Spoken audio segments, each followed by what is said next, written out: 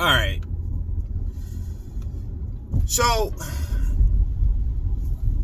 this one I want to talk about marriage, because I think a lot of people drastically misconstrue a key fundamental of marriage, and that being optimal versus functional. Yeah, you can go hit up a justice of the peace, or stand out in the baseball field and have your best friend get an officiant license, drive through in Vegas, and you can get married, but that doesn't mean you have an optimal functioning marriage. It just means you got, by the legal standard, you got married. And the problem with this is there's too many people trying to remix what marriage is to fit what they want it to be, and that's just not how it works. You can't take something created by something else and then change it and expect it to still be the same thing as it was created. Marriage is a biblical construct. Adam and Eve was the first marriage ever. And there's a lot of people that try to make it something else, and they pretend that there was all this other before and all this other stuff. In short, you're wrong. Marriage is a biblical concept. So, if you don't follow the rules and guidelines set forth of the creator of marriage, you will not have an optimal marriage. You'll have a functioning relationship, but it's not optimal. And so, to give the easiest distinction of what I mean, I'm in my car right now. My car will function if I just get in it and drive it and do the bare minimum. Put gas in it, brush the snow off the windshield before I leave, let the rain wash it. Every once in a while, ball up the bags and the papers that might be in here and throw them out. My car will function, but not as long. It's gonna have an optimal lifespan, an optimal performance if I get routine maintenance done. Change the oil when it's supposed to. Put the right kind of gas in it. Make sure the tires are properly inflated. Make sure that the tire tread is where it's supposed to be. Make sure the wheels are aligned the way they're supposed to. Make sure I got good air filters on it. Make sure I got good oil filters on it. Make sure the transmission fluid is nice. Make sure I keep windshield wiper fluid in it. Make sure the brake fluid is topped off. Make sure the cams and cab shafts and stuff are properly up to date and adjusted the way they're supposed to. Make sure the spark plugs get changed when they need to be. Make sure it gets vacuumed. Make sure it gets like an air freshener. You see what I'm saying? The bare minimum is what y'all want to put into it, but then you want the optimal life and results out of your relationships, and it just don't work that way. It just doesn't. The best example I ever heard was this pastor from Detroit named Bishop Ben, and he would say, you can get a dog to drive a car if you want to. You know what I'm saying? You put it in the car, you duct tape his paws to the steering wheel, put bricks on the pedals, and then set up a camera in the passenger seat, and it looks like the dog is driving the car. But if you don't maintain all them extra things you put in there, it's gonna crash because it's not operating the way it's intended to. A marriage is the same.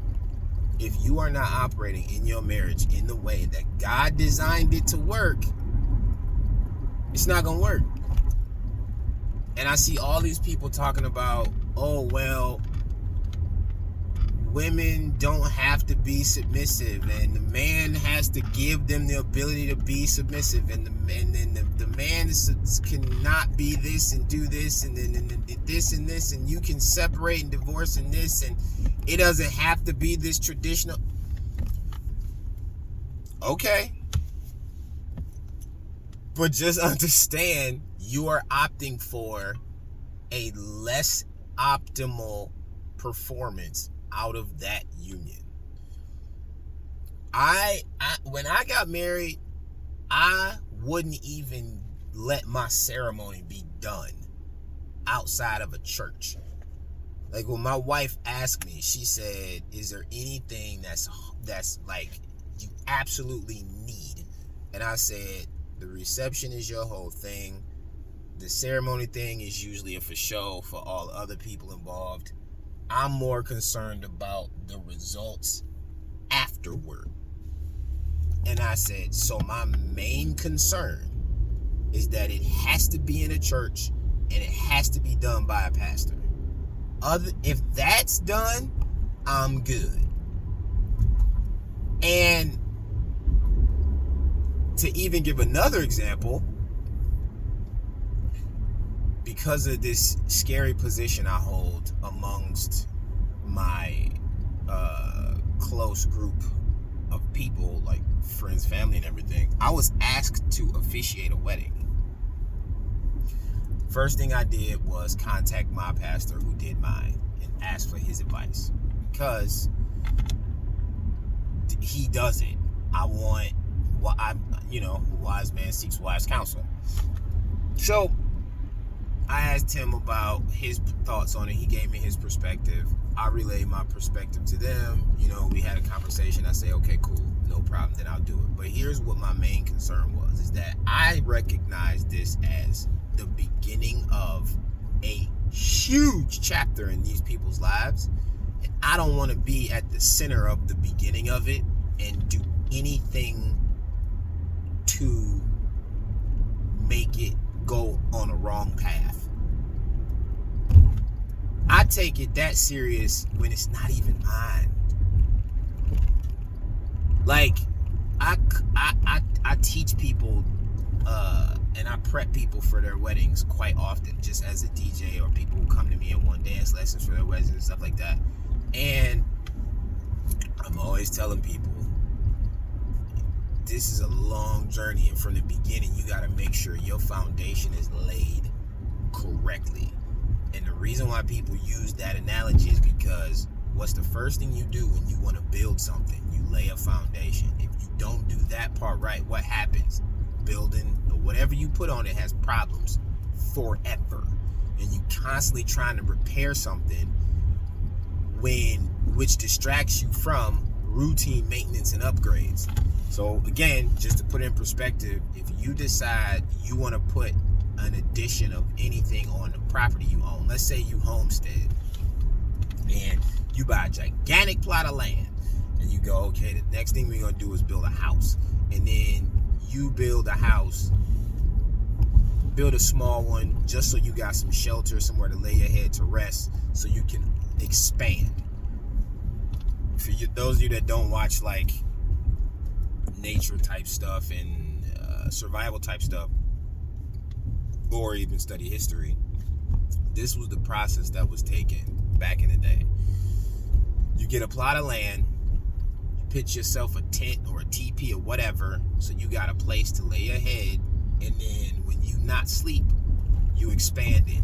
You got to build up a bigger or better house, or a bigger or better farm, or whatever, and you just keep upgrading it. And that's how you get some of these older houses and cabins that's enormous, all built by hand. It's because the people built something, and then they worked on building something else, and then they expanded or upgraded whatever they had. Now imagine trying to upgrade and expand when you got to constantly repair cracks in the walls or leaks in the floors because your foundation was bad from the start. And knowing that you can never completely fix all this stuff that's happening. This is what happens when people get married under the wrong context, because then you can't get it to function under its full purpose. And then you'll see people who are in these relationships where they just going through the motions, because from the beginning it was on a bad foundation. If you want to know like people ask me, or sometimes they'll, well, what do you mean, like the rules and whatever? Ephesians. Go to the Bible, go to Ephesians, and look at what it says in there. It tells you everything you need to know about what a marriage is and what it entails, what both sides' jobs are. Husband has a certain job, wife has a certain job, and it's like that. And people will say, well, that's old, and in today's day and... For the people who say that, I say, okay, sure. And I let them go off and fail. That's just my answer for it. One of the things that I've learned and that I tell people is, don't waste your breath trying to teach people who don't want to learn. If you ever in a position to give somebody knowledge and information and they start trying to give you the but what ifs, but no's, and the but all of this, just say okay and let them go. And let them fail. You don't have any other choice. Because they're expressing to you that they believe that they know better than you do. And this is something that I see people do all the time. All the time. It blows my mind. People will go, I don't know what to do. What should I do? And then you'll go, this or this or this. And they'll go, no, not that. How you gonna not know what to do, but know that what somebody's telling you is to do is not the thing to do? Makes no sense. That's why when people, I just let them do it. Just let them do it. And then here's the best example that I can give, because I got little ones, or not so much. My son is an adult now. So, there's been times when I would look at my son or my daughter and I would say, hey, you shouldn't do that. That's a bad idea. I don't think you should do that. And then they'll try to go, well, but I could, and if I could, and I would go, all right, cool, no problem. Go ahead. If I know it's not going in a catastrophe, just let them do it. And then when it goes wrong, I'll just ask, well, what happened? Tell me what happened. I go, well, how'd that happen? Tell me what happened. And I go, well, yeah, I was kind of trying to avoid that, which is why I told you to do the way I said it. But, seemed confident in what you felt like you knew, so we just did it your way. Do you want to try my way now, or do you got another idea? Because I would tell them, I'm willing to go with whatever you come up with. If you feel like you got it, because some people gotta fail. Some people gotta fail first. They can't.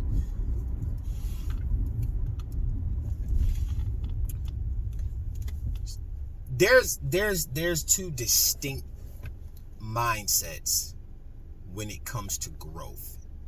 At least two. It could be more, but I'm gonna say for now it's two. There's those who have to trial and error and fail before they'll believe that their way is wrong.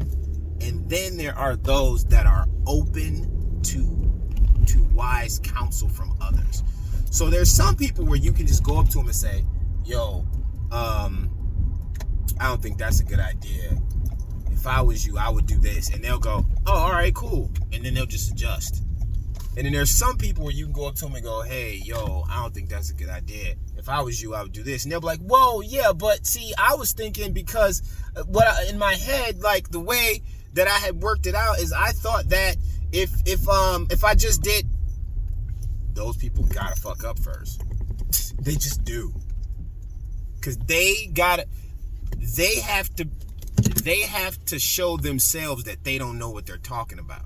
Because they don't like the idea of just not knowing. Some people are very uncomfortable with the idea of being dumb to a specific situation. That's why people get so offended by the word ignorant. Because people take, when you say they're ignorant, to mean they're unintelligent overall. instead of just understanding that ignorant means you're lacking knowledge in a specific area. I am ignorant to the way that heart surgery is performed because I'm not a heart surgeon.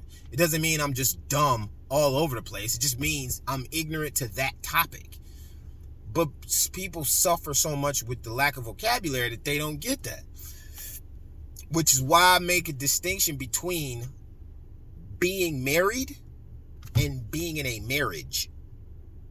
Being married, in my opinion, is the term you get after you get that legal document that your local government gives you.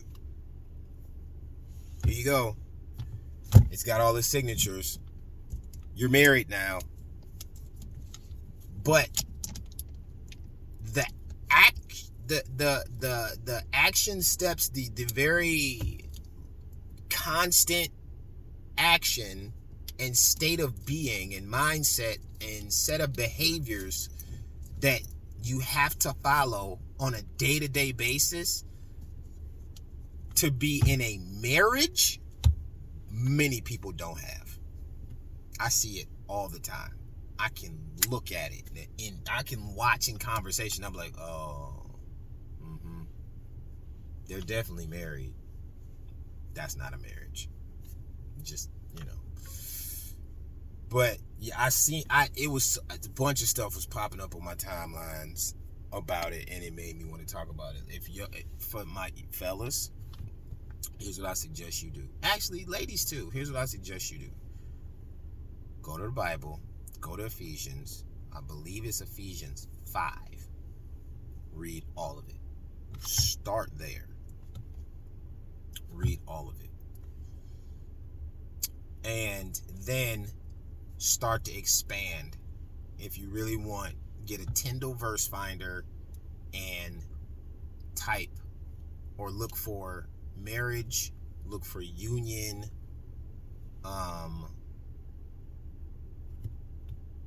probably relationships. You could probably even do husband and wife, and it'll give you verses in the Bible that tells you things based on this topic. If you don't know, you can't, you'll do it wrong. And here's the thing. Most people think that what it entails is man is providing the leading provider, women is the submissive nurturer, and they just leave it at that. That's not it. That's the base, bare bones of it. But then you have to understand that you're going to find areas in which you excel over your spouse. And that's when you have to know that you have to do the things in food service, they have a phrase called aces in their places, and it just means whoever is the best for the job does the job. And you have to both understand who's good at things and who's not good at things, and then move into the roles in which you best function so that you get the optimal performance out of your marriage. People will go into it thinking of just what they're supposed to do, not understanding that the mindset has to be on what's best for the whole thing. So I'm going to leave it at that. Like I said, you can get married, but to be in a marriage is going to take a lot of work, and you got to know the difference. And if you don't, and if you think you can do it without biblical structure, good luck to you.